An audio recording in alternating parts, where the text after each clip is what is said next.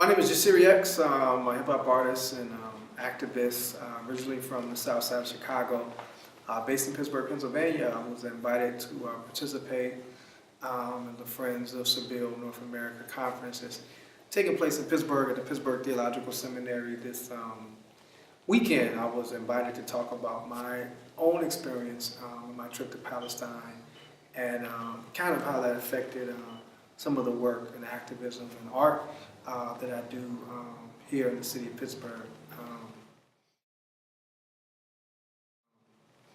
I think it's interesting, going to Palestine in 2014 in January.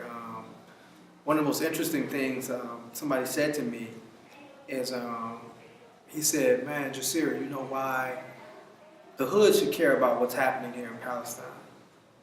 He said, because what you see happening here with the security forces and the way that they're dealing with the Palestinian community, he said that's coming to a neighborhood near you.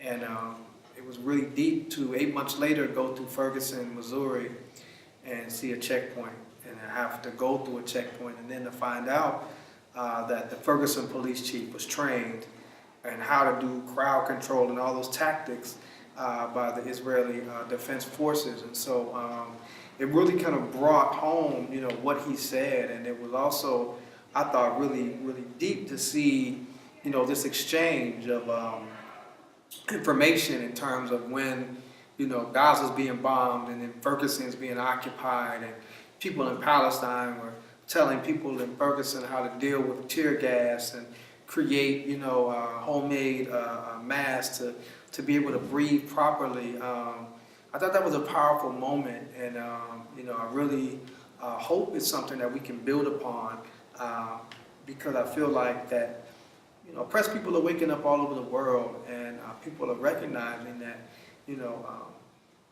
whether you call it white supremacy and white supremacy's effect with people of color all over the world, or the economic 1% affected at 99%. I feel like people are waking up. People are becoming active in the movement, and I mean we're seeing, state-sanctioned violence happening to Palestinian people and state-sanctioned violence happening to Black and Brown Americans here, and the governments of United States and Israel are helping one another and supporting one another, with finances, with strategy on how to deal with really in a lot of ways the extermination of the Palestinian people and the extermination of Black and Brown people here.